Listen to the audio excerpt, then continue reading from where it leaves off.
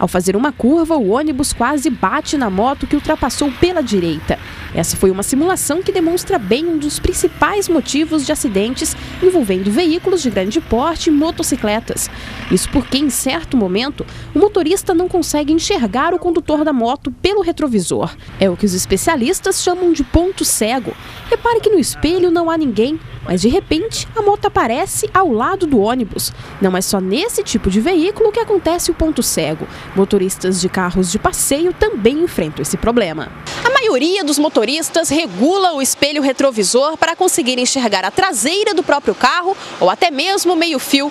Mas essa prática não dá uma visão ampla para o motorista e é justamente aí que acontece o ponto cego. Nessa outra simulação, convidamos um motorista para provar que o ajuste incorreto do espelho retrovisor pode ocasionar um acidente. Valtemir acabou de fazer a primeira habilitação e foi convidado a fazer um teste. Valtemir, olhando pelo retrovisor, você consegue enxergar uma moto? Não, pelo retrovisor não dá para enxergar a moto. E se você olhar para fora da janela? Daí se enxerga a moto. Você costuma colocar o seu retrovisor assim, dessa maneira? Sim, o retrovisor está na posição correta. É a moto que está afastada. Na verdade, não é a moto que está afastada, é o retrovisor que está mal posicionado. Eu gostaria, Valtemir, que agora você se posicionasse no seu espelho retrovisor e regulasse ele de forma a que ele sumisse a lateral do carro e aumentasse a amplitude ao lado esquerdo, por favor. Isto. A traseira do seu veículo sumiu, Valtemir? Mas aumentou a amplitude visual lateral. Isso quer dizer que, comprovadamente, o espelho retrovisor não deve estar voltado a enxergar o carro, e sim voltado aos veículos que estão transitando atrás dele mesmo.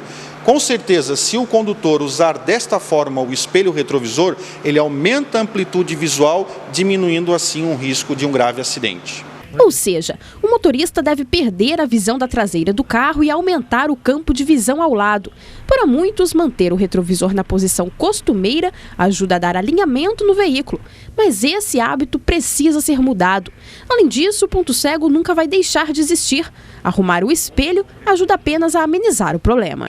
Então a gente tem que prestar bastante atenção na regulagem do espelho, mas lembrando que as olhadas para os lados, elas deverão sempre existir, porque só podemos ir ou vir de algum lugar quando temos certeza que nada de errado vai acontecer. Para os motoristas, essa prática é uma novidade. Como é que você faz então para regular o seu espelho retrovisor? Bom, eu na verdade utilizo esse botãozinho aqui, que eu regulo assim para me ver o fundo automático do carro. Até um certo ponto tu consegue enxergar na boa, mas se um caso o motoqueiro atravessa um pouquinho mais, assim 1 metro de largura, você já não consegue ver mais, perde totalmente a visibilidade do motoqueiro. E se você sabia que se você colocar um pouquinho o espelho, abrir um pouquinho a amplitude dele, você consegue ter uma visão maior, você não vai conseguir ver o meio fio, mas uma visão maior, e assim você vai diminuir um pouco o ponto cego. Com certeza ficava bem melhor, com certeza. Melhor, show de bola. Vou tentar fazer essa manobra que dá para nós fazer. Quem já sofreu um acidente de moto sabe da importância de estar com a atenção redobrada. Daniel ficou 4 meses em tratamento devido a uma colisão.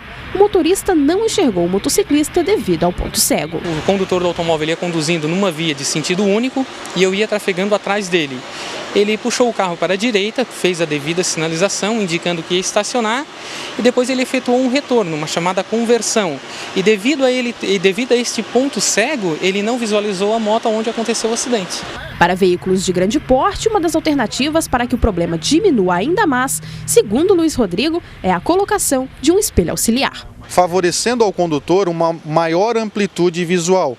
Aqui na autoescola nós usamos esses modelos adaptados, mas também seria correto que algumas empresas fabricantes de veículos de maior porte fizessem essas adaptações, quer dizer, já saíssem de fábrica veículos dentro de um padrão de segurança ainda maior, principalmente nos dias de hoje.